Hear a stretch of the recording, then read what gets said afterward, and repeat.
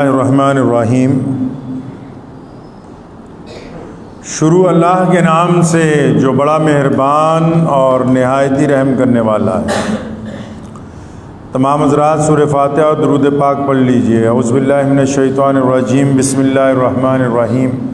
الحمد للہ رب العالمین، الرحمن الرحیم، مالک یوم الدین، ایاک نعبد وإياك نستعين، إياك نعبد وإياك نستعين، إياك نعبد وإياك نستعين، اهدنا الصراط المستقيم، صراط الذين أنعمت عليهم غير المغضوب عليهم ولا الضالين، آمين۔ اللهم صل على محمد وعلى آل محمد كما صليت على إبراهيم وعلى آل إبراهيم إنك حميد مجيد۔ اللهم بارك على محمد وعلى آل محمد كما باركت على إبراهيم وعلى آل إبراهيم إنك حميد مجيد۔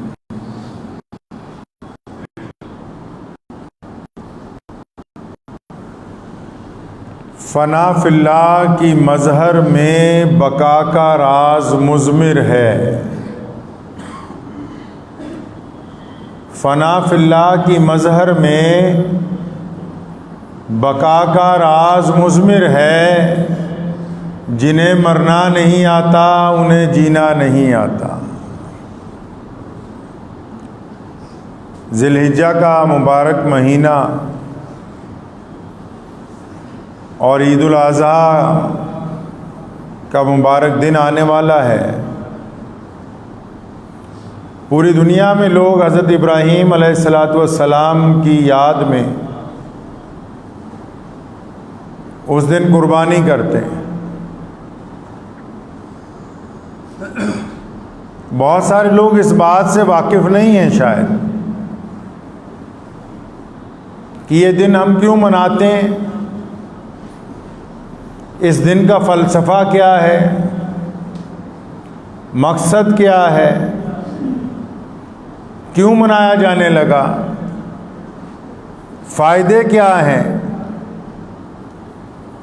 اللہ تبارک و تعالیٰ نے اس دن کو اتنی عزتیں کیوں عطا فرمائی؟ جب تک یہ بات نہ پتہ لگ جائے کہ عید الاضحیٰ، جس کو بقرعید کہتے ہیں، عید قربان کہتے ہیں، کہ اس کا مقصد کیا ہے، تب تک اس عمل کے اندر لذت پیدا نہیں ہوگی۔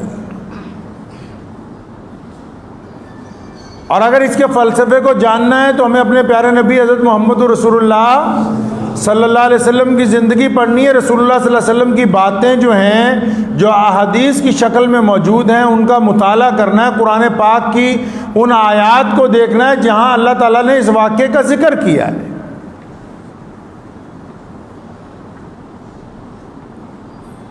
ایک رواج دنیا میں پڑ گیا کہ اگر کوئی بڑھیا کام کرے لوگ اس کے بت بنا دیتے ہیں۔ کوئی مشہور آدمی ہو اس کے نام پہ سڑک کا نام رکھ دیتے ہیں۔ کوئی اور زیادہ مشہور آدمی ہو اس کے نام پہ ایئرپورٹ کا نام رکھ دیتے ہیں، شہر کا نام بدل دیتے ہیں۔ کیوں؟ تاکہ وہ یادگار قائم رہے۔ اور کیونکہ ابراہیم علیہ السلام کس کے دوست ہیں؟ اللہ کے دوست ہیں، تو اللہ نے بھی اپنے دوست کی یادگار قائم کر دی اور نرالے طریقے سے قائم کی۔ دنیا ایسی مثال نہیں پیش کر سکتی۔ جو یادگار ابراہیم علیہ السلام نے جو کام کیا، اللہ نے اس کی یادگار ایسی قائم کر دی کہ قیامت تک آنے والے لوگ جو ہیں اس کو نہ صرف ادا کرتے ہیں، اس چال پہ چل کے دکھاتے ہیں۔ تو عید الاضحیٰ کے موقع پہ پتہ یہ لگا کہ اللہ کو جو لوگ پسند آ گئے، اللہ نے جن سے محبت کی اور اللہ نے جن کو اپنے دوست کا درجہ دیا، تو ایسی دوستی کی مثال قائم کر دی کہ قیامت تک آنے والے مسلمانوں کو حکم دیا گیا کہ جب تک تم میرے دوست کی والی ادا نہیں اپناؤ گے، میرے دوست کے طریقے پر نہیں چل کے دکھاؤ گے، تب تک تمہارا حج قبول نہیں ہوگا، تمہاری قربانی قبول نہیں ہوگی۔ اور صرف اکیلے دوست ہی نہیں، اللہ نے اپنے دوست کے پورے گھرانے کو عزتوں سے نوازا ہے۔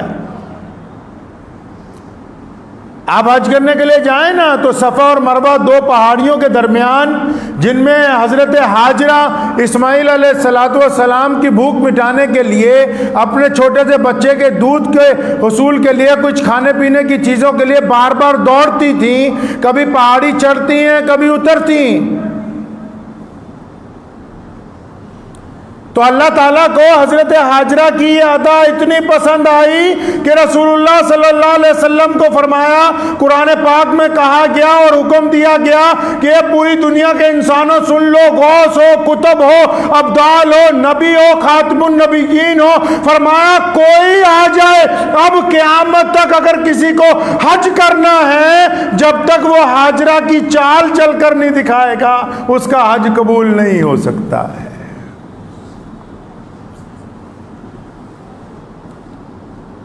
حضرت ابراہیم علیہ السلام اللہ کے دوست تھے۔ اللہ تبارک و تعالیٰ نے ان کو رسول اللہ صلی اللہ علیہ وسلم کے دادا نبی ہونے کا درجہ عطا فرمایا۔ حضور اکرم صلی اللہ علیہ وسلم کے دادا نبی حضرت ابراہیم علیہ السلام۔ 13 سال کی عمر ہے حضرت اسماعیل علیہ السلام کی، 13 سال کی عمر۔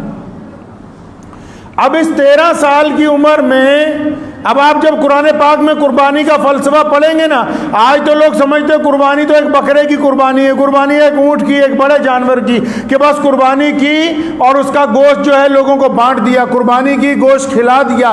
لیکن قربانی کا مقصد گوشت کو تقسیم کرنا نہیں، قربانی کا مقصد صرف بکرے کو ذبح کرنا نہیں، بلکہ اس فلسفے کو، اس روایات کو، حضرت ابراہیم علیہ السلام کی ان باتوں کو، رسول اللہ صلی اللہ علیہ وسلم کی اس سنت کو زندہ کرنا ہے جو اس فلسفے کے پیچھے موجود ہیں۔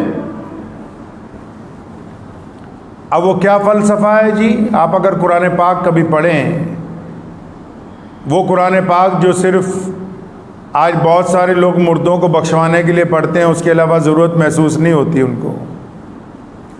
اگر آپ قرآن پاک پڑھیں تو ابراہیم علیہ السلام اپنے بیٹے کو کہتے ہیں کہ چلو میرے ساتھ۔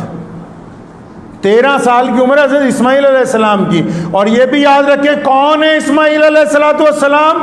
حضرت اسماعیل علیہ السلام وہ شہزادے ہیں کہ جن کو اللہ سے راتوں کو اٹھ کے مانگ کے لیا۔ حضرت سارہ کے بطن سے اولاد نہیں ہوئی، پھر حضرت ہاجرہ سے ابراہیم علیہ السلام کا نکاح ہوا، مدتوں کے بعد ایک بچہ پیدا ہوا، بے انتہا خوبصورت اور ایسا بچہ کہ جس کی پیشانی کے اندر نور محمد صلی اللہ علیہ وسلم چمک رہا ہے، ایسا شہزادہ۔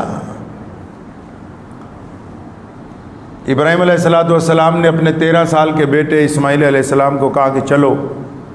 باپ بیٹا جب گئے تو رستے میں میوچل انڈرسٹینڈنگ ہو رہی ہے۔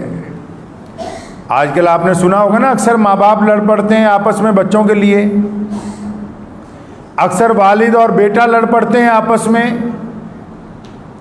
ابراہیم علیہ السلام نے کوئی بات چھپائی ہی نہیں، اپنے فرزند کو کہا باقاعدہ کہ میرے بیٹے میں نے خواب دیکھا ہے کہ میں اپنے رب کی رضا کے لیے، میں اللہ کی رضا کے لیے تجھے اللہ کے راستے میں قربان کرنے کے لیے لے جا رہا ہوں، میں تجھے اللہ کے راستے کے اندر قربان کر دوں گا۔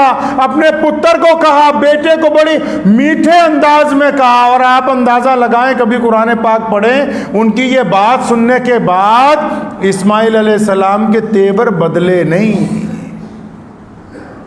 آج اب چھوٹے سے بچے کو ذرا اس کے مزاج کے خلاف بات کہیں تو بچہ اڑ جاتا ہے اپنی جگہ۔ پڑھیں قربانی کا فلسفہ کیا ہے۔ کیا کوئی ایسا دوست ہے جو اپنے دوست کی رضا کے لیے اپنی اولاد کو قربان کرنے کے لیے تیار ہو؟ اللہ نے لامثال دوستی کی مثال پیش کی ابراہیم علیہ السلام کے ذریعے، اور پھر وہ دوست جب اپنے بچے کو کہتا ہے کہ میں تجھے اللہ کے راستے میں قربان کرنے کے لیے چاہ رہا ہوں، تو بچہ بھی آگے محبت سے کہتا ہے ابو جی آپ کیوں فکر کرتے ہیں، آپ کا رب جس بات میں راضی ہے، آپ جس بات میں راضی ہے میں بھی اس بات میں آپ کے ساتھ راضی ہوں۔ قربانی کے فلسفے نے سکھایا کہ اپنے دوست کے لیے کیسے قربانی دینی، اور پھر یہ فلسفہ اولاد کو یہ درس دیتا ہے کہ اپنے ماں باپ کا کہنا کیسے ماننا ہے۔ کیا اس سے بھی بڑی کوئی بات ہو سکتی ہے کہ ایک بچے کو کہا جائے کہ تیری گردن اتار دی جائے گی اللہ کے راستے کے اندر، اور وہ بچہ آگے سے کچھ بھی نہ کہے؟ اسماعیل علیہ السلام نے کر کے، یہ کوئی قصہ کہانی نہیں ہے، یہ کائنات کی وہ زندہ مثال ہے کہ تمام فرشتے حیرت کے اندر پڑ گئے اور اللہ تعالیٰ کی طرف دیکھتے ہیں، الہ العالمین یہ کیا ماجرا ہے؟ فرمایا تم تو کہتے تھے کہ انسان کو خلیفہ نہ بناؤ، یہ انسان جو ہے خلیفہ نہیں بن سکتا، یہ دیکھو آج میرا خلیفہ میرے نام کے اوپر کیا کرنے کے لیے جا رہا ہے، ذرا دیکھو۔ اب جب اسماعیل علیہ السلام اور حضرت ابراہیم علیہ السلام وہاں پہنچ گئے نا، میرے کچھ غیر مسلم دوستوں نے مجھے ایک دن پوچھا کہ آپ کنکر کیوں مارتے ہیں، وہاں شیطان تو نہیں ہے؟ میں نے کہا شیطان نہیں ہے، ہم اس رسم کو ادا کرتے ہیں کہ اپنے دل کے اندر اس بات کا یقین کر لیں کہ جب شیطان ہمیں صحیح راستے سے بھٹکائے گا تو ہم ابراہیم علیہ السلام کی اس سنت کو زندہ کرتے ہوئے شیطان کی بات ماننے کے بجائے اپنے رب کی بات مانیں گے۔ حضرت حاجرہ کو جا کے شیطان نے کہا کہ وہ لے گیا تمہارا میاں تمہارے بچے کو، کہنے لگی نہیں وہ اپنے دوست کے یہاں لے کے گئے۔ کہا دوست کون تجھے پتہ نہیں ہے؟ ان کا دوست اللہ ہے اور وہ اپنے اللہ کے راستے میں اسے قربان کرنے کے لیے لے کے جا رہے ہیں۔ تو حضرت حاجرہ نے فرمایا تھا، کہنے لگی اگر وہ اپنے رب کے راستے میں میرے بچے کو قربان کرنے کے لیے لے کے جا رہے ہیں تو یقیناً تو شیطان ہے، کوئی اور بندہ اپنے رب کے لیے دینے والی چیز کا انکار نہیں کر سکتا ہے۔ قربانی کے فلسفے میں وفاداری چھپی ہے، قربانی کے فلسفے میں بیٹے کی باپ کے ساتھ اطاعت چھپی ہے، قربانی کے فلسفے میں ایک ماں کی اپنے رب کے ساتھ اور ایک ماں کی اپنے خامد کے ساتھ اور ایک ماں کی اپنے بیٹے کے ساتھ وہ محبتیں چھپی ہیں جو اس نے لامثال قربان کر کے قیامت تک آنے والے حاجیوں کو مجبور کر دیا کہ چاہے تم بوڑھے ہو چاہے نوجوان ہو، آؤ صفا اور مروہ کے اوپر آ جاؤ۔ اللہ فرماتے کہ چلو میری حاجرہ کی طرح چل کے دکھاؤ گے تب تمہارا حج قبول کروں گا، ورنہ تمہارا حج نہیں ہو سکتا ہے۔ لوگ سمجھتے ہیں کہ صرف قربانی کا نام بکرے ذبح کرنا ہے، قربانی کا نام اپنے آپ کو اپنے رب کے لیے نچھاور کرنا، قربانی کا نام اپنی انا کو اپنے رب کے لیے نچھاور کرنا، قربانی کا نام اپنی جھوٹی شان و شوکت کو اپنے رب کے نام پر نچھاور کرنا، قربانی کا نام اپنے باپ کا کہنا ماننا، قربانی کا نام اپنی محبتوں کو قربان کر دینا اس راستے کے اندر جو رب کی رضا کے لیے بنایا گیا ہو۔ اس فلسفے کو پیچھے چھوڑ کے سمجھ رہے ہیں کہ صرف ایک جانور ذبح کر دیا۔ جانور تو اس لیے ذبح ہوا کہ جب ابراہیم علیہ السلام نے رسی ساتھ میں لے گئے تھے، اپنے پتر نو کیا نا تجھے اللہ کے راستے میں قربان کرنا ہے، فرمایا ابو جی میں تیار ہوں۔ تو اسماعیل علیہ السلام کو لٹایا تو رسی سے دونوں پیر اور دونوں ہاتھ باندھ دیے اور سر جو ہے پتھر پہ رکھ دیا،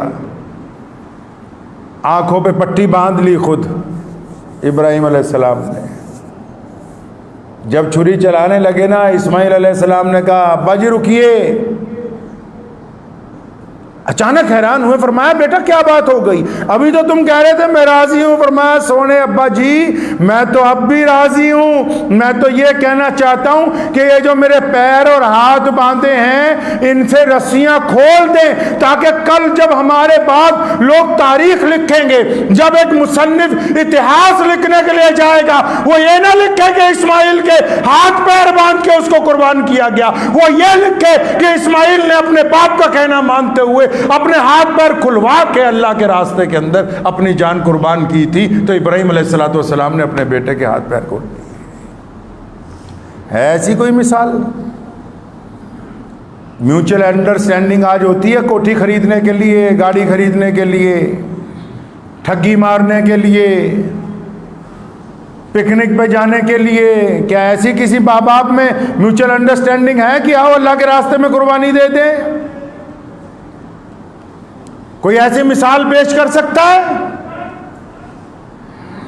ابراہیم علیہ السلام نے چھری اٹھائی اور پوری طاقت کے ساتھ، قرآن پڑھیں آپ، پوری طاقت کے ساتھ چھری اپنے صاحبزادے کی گردن پر پھیرتے ہیں، چھری چلتی نہیں ہے اور چھری کو ڈانٹتے ہیں، ساتھ میں ایک لکڑی بڑی زور سے چھری کو اس لکڑی پہ مارا، لکڑی کے 2 ٹکڑے ہو گئے اور چھری کو کہتے ہیں تو چلتی کیوں نہیں؟ کہنے لگی آپ خلیل ہیں، آپ کہتے ہیں چل، وہ رب جلیل ہے، وہ 70 مرتبہ کہتا ہے کہ نہیں چلنا،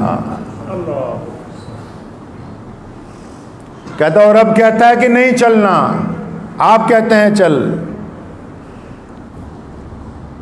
آخر پھر ایک دفعہ دوبارہ جب کوشش کی، بڑی تیز چھری چلائی تو گردن کٹ گئی، خون کے پھوارے نکلنے لگے۔ فوراً اپنی آنکھوں سے پٹی اتاری کہ جس کام کے لیے خواب میں اللہ سے وعدہ کیا تھا وہ پورا ہو گیا ہے۔ تو جب کیا دیکھتے ہیں کہ گردن اسماعیل علیہ السلام کی نہیں کٹی، گردن تو ایک دمبے کی کٹی جو اللہ کی طرف سے بھیج دیا گیا۔ ابراہیم علیہ السلام کی یہ جو سنت ہے، اس کے پیچھے قربانی کا جو فلسفہ چھپا ہوا ہے، یہ جو جانور قربان کر دیا، اس وقت سب سے زیادہ قیمتی چیز لوگوں کے پاس مال کی شکل میں جانور ہوا کرتے تھے۔ اپنے بیٹے کو قربان کرنے جاتے ہیں، اللہ تعالیٰ خوش ہیں، اللہ نے کہا قرآن پاک میں کہ ابراہیم نے اپنا خواب سچ کر دکھایا، ابراہیم کے پاؤں میں لغزش نہیں آئی، ابراہیم علیہ السلام کا ارادے کوئی تبدیل نہیں کر سکا، شیطان کو بھی وہاں سے ڈانٹ کر بھگا دیا انہوں نے۔ اب اس قربانی کا فلسفہ کیا ہے؟ سونے رسول صلی اللہ علیہ وسلم نے ہمیں سکھایا کہ میرے دادا ابراہیم نے قربانی کی، ہم بھی اس لیے قربانی کرتے ہیں۔ کیوں؟ ہمارے اندر قربانی کا جذبہ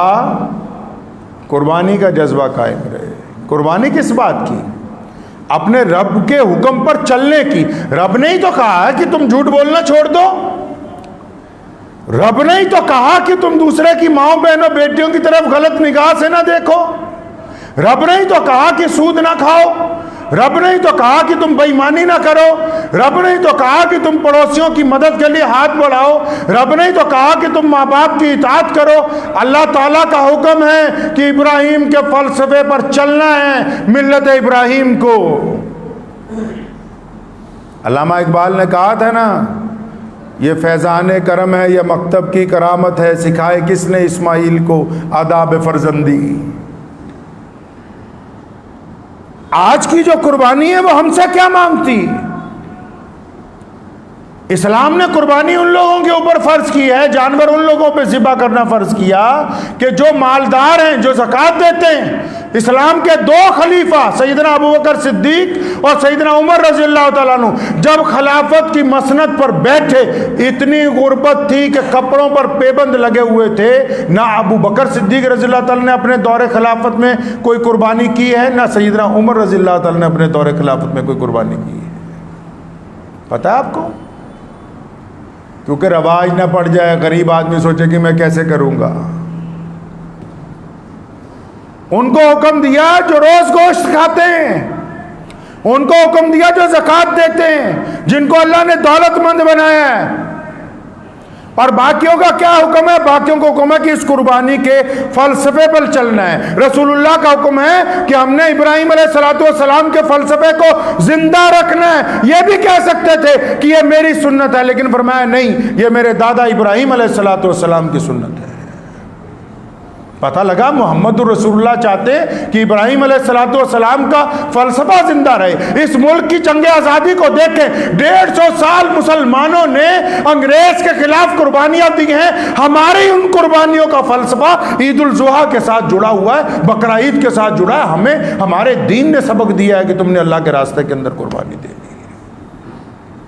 ہم جب اپنے ماں باپ کا احترام کرتے ہیں، ان کا کہنا مانتے ہیں، وہ بقرہ عید کا فلسفہ ہے۔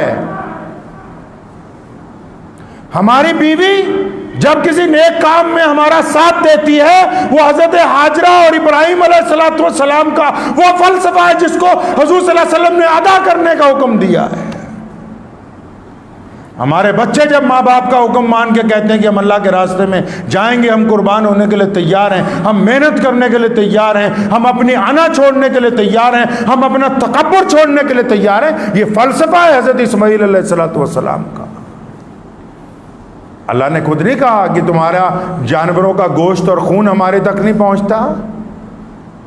تمام ائمہ نے مستند احادیث میں اس حدیث کو نقل کیا۔ رسول اللہ صلی اللہ علیہ وسلم نے فرمایا کہ جو جانور ذبح کیے جاتے ہیں ان کا خون اور گوشت ہم تک نہیں پہنچتا، تمہاری نیتیں پہنچتی ہیں۔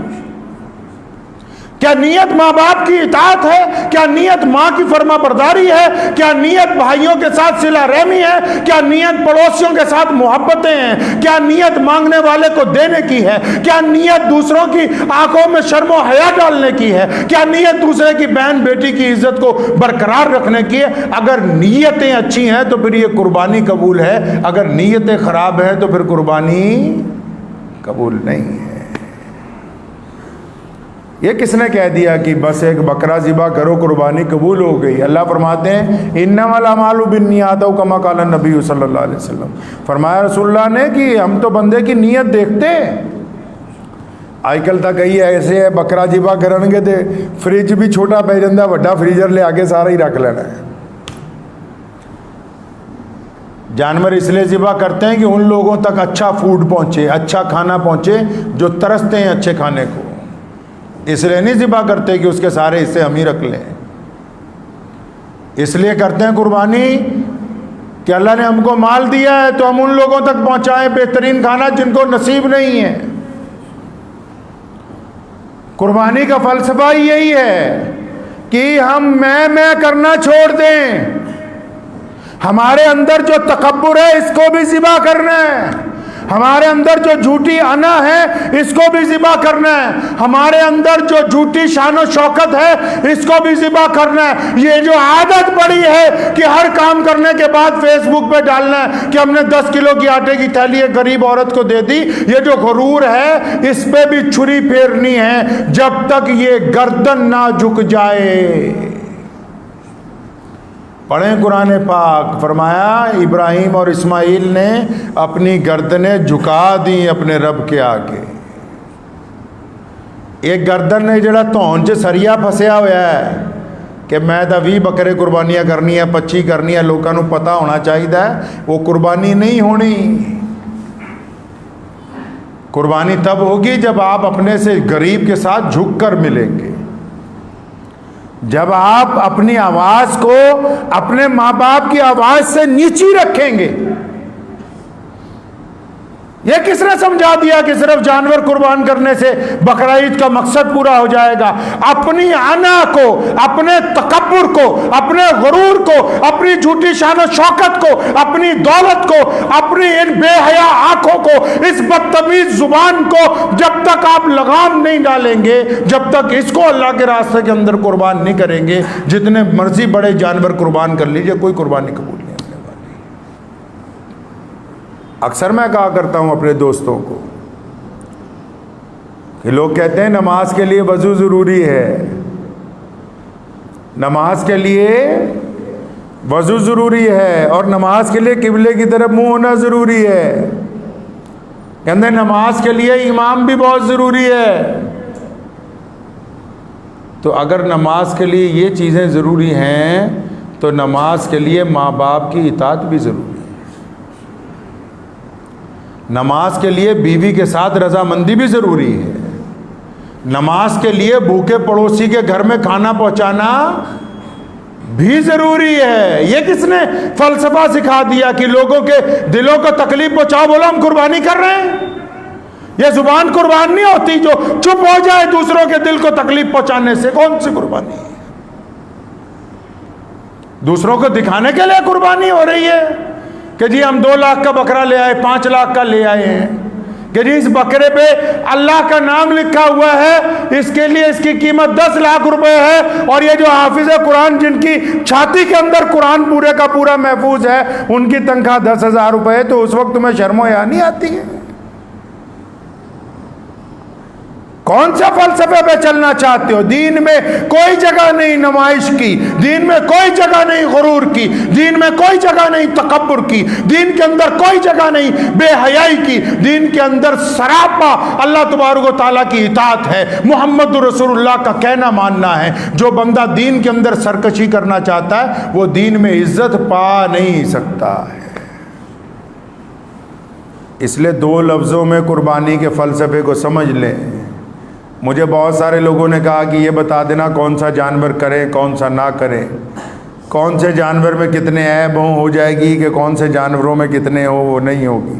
तो मैंने उन्हें मोहब्बत से कहा, मैं कहा इस पे तो सारी दुनिया ही बात कर रही है अभी, सुबह शाम फ़ोन ही इसी बात के आ रहे हैं कि जी कान कटा हुआ है, पैर पे निशान है, कुर्बानी होगी नहीं होगी। ये जो दिल के अंदर गुरूर और तकब्बुर भरा हुआ है, ज़रा इसके ऊपर भी थोड़ी सी गुफ्तगू हो जाए। जानवर का तो फलसफा सीधा सा है, जो आपके दिल को भा जाए, आपका दिल कहे कि ये आला चीज़ है तो वो बेहतर है, जायज़ है। जब आपका दिल नहीं मानता तो बस जायज़ नहीं, वो तो दो लफ्ज़ मामला है। तो इसलिए अपने दिल को ताबे करें अल्लाह और उसके रसूल के। इब्राहिम अलैहिस्सलाम ने सिखाया कि देखो मैंने अल्लाह से दोस्ती की, मेरे रब ने ख्वाब में कहा कि इब्राहिम बेटा कुर्बान करो। बेटे को कहा, बेटा भी कहता अब्बू जी जैसा आपका रब चाहता है मैं भी वही करूंगा। बीवी को शैतान ने जाके कहा तेरे बेटे को कुर्बान कर देगा जो एक ही औलाद है और सालों के बाद मिली है। कहने खबरदार, मेरा रब अगर ये चाहता है तो फिर मैं अपने खामिद के साथ हूं। तो कभी घर में बैठ के किसी की भलाई का प्रोग्राम भी बनाओ। कभी घर में बैठ के ये भी सोचो कि हमने कुर्बानी देनी है उस झूठी शान शौकत की जिसकी वजह से अपने सके भाई से नाराज़गी है सालों से, कि इस ईद पर उस झूठी शान शौकत की कुर्बानी देते हुए उसके दरवाजे पे पहुंचेंगे, दरवाज़ा खटखटा के कहेंगे कि अल्लाह वास्ते मुझे माफ़ कर दे, हम उसके गले मिलेंगे। कभी ऐसी कुर्बानी देने की भी कोशिश साथ में की जाएगी कि नहीं? कभी घर में बीवी और बच्चे बैठ के ये भी तो इरादा करें कि फलां रिश्तेदार बहुत ज़्यादा गरीब है, अल्लाह ने हमें बहुत कुछ दिया है, क्या इसको एक वक्त में इतनी दौलत ना दे दें कि ये स्टैंड हो जाए, इसका कारोबार चल पड़े। क्या घर में बैठ के कभी कैसा इरादा नहीं होगा कि मेरा पड़ोसी बड़ा परेशान हाल है, इसके घर दुखों से भरा हुआ है और अल्लाह ने हमें बड़ी रहमतों से नवाजा है कि हम अपने पड़ोसी की मदद के लिए हाथ नहीं बढ़ाएंगे। कुर्बानी का फ़लसफ़ा मुसलमान को सिखाता है। इस मुल्क की जंग आज़ादी आप अगर तारीख उठाएंगे 1857 की, बेशुमार उलमा ने कुर्बानियाँ दी हैं, दिल्ली से मेरठ तक, दिल्ली से कलकत्ते तक और दिल्ली से लुधियाना तक, लुधियाना से पेशावर तक। सन 1857 में कोई दरख्त ऐसा नहीं है जीटी रोड पर जिसमें उलमा की लाशें ना अंग्रेज़ ने लटकाई हो। क्यों? ये फ़लसफ़ा हमें मुहम्मद रसूलुल्लाह ने दिया है। ये फलसफा हमें हमारे दीन ने दिया है कि हम कुर्बानी देंगे, अपनी अना की भी देंगे, अपने मुल्क के लिए भी कुर्बानी देंगे, अपने समाज के लिए भी देंगे, अपने भाइयों के लिए भी देंगे, अपने पड़ोसियों के लिए भी देंगे। ये जज्बा तभी तो है, ये मोहम्मद रसूलुल्लाह ने ये इतनी बड़ी ईद कुर्बान बनाई इसीलिए है। ये अल्लाह ताला ने जो इतना खूबसूरत वाक़या बनाया अपने दोस्त के साथ, क्यों बनाया? दोस्त की इज्जतें इसलिए बनाई ताकि हम दोस्त की पैरवी करके इज्जतें कमा लें। मोहम्मद रसूलुल्लाह के तमाम काम इसलिए हैं ताकि हम उनके पीछे चल के इज्जतें कमा लें। तो दुआ भी कीजिए, वक्त भी हो गया इंशाअल्लाह ताला। तो इस ईद पर करेंगे कुर्बानी इंशाअल्लाह। जो साहिब निसाब हैं वो जानवर की कुर्बानी के साथ, और जो साहिब निसाब नहीं है वो इस ईद पर अहद करें कि अल्लाह इस बार जब ईद की सुबह को हम उठेंगे तो अपनी झूठी अना को कुर्बान करते हुए अपने से नाराज़ लोगों के गले मिलेंगे। हम अपनी झूठी शान और शौकत को एक तरफ रखते हुए अपने गरीब पड़ोसी के साथ एक दिन ईद का मनाएंगे। अपनी झूठी शान और शौकत को एक तरफ रखते हुए अपने गरीब रिश्तेदार के घर पे जाके बैठ के खाना खाएंगे। अगर हम अपने आप को कुर्बान करने के लिए तैयार रहेंगे तो याद रखें, जो जो मोहम्मद रसूलुल्लाह की पैरवी पे आ गया, ابراہیم علیہ السلام کی جس طرح یاد تازہ کی جاتی ہے نا، جس نے رسول اللہ صلی اللہ علیہ وسلم کی پیروی اختیار کر لی، جس نے محمد الرسول اللہ کا طریقہ اختیار کر لیا، جس نے رسول اللہ کی طرح غریبوں پر رحم کیا، جس نے رسول اللہ کے کہنے کے مطابق ماں باپ کی اطاعت کی، جس نے رسول اللہ کے کہنے کے مطابق پڑوسیوں سے محبت کی، جس نے رسول اللہ کے کہنے کے مطابق بھٹکے ہوئوں کو راستہ دکھایا، جس نے رسول اللہ کے کہنے کے مطابق غریبوں کو کھانا کھلایا، جس نے رسول اللہ کے کہنے کے مطابق ایسے غریب کی مدد کی جس پر گنڈے راج کرنا چاہتے تھے اور گنڈوں کے ساتھ جا کے ٹکرا گیا، وہ آج بھی عزت پائے گا اور کل قیامت کے دن بھی اللہ تعالیٰ اس کو عزتوں کا تاج پہنائیں گے انشاءاللہ۔ دعا کیجئے اللہ تعالیٰ مجھے بھی اور آپ سب کو بھی ان باتوں پہ عمل کی توفیق عطا فرمائے۔ وآخر الدعوانا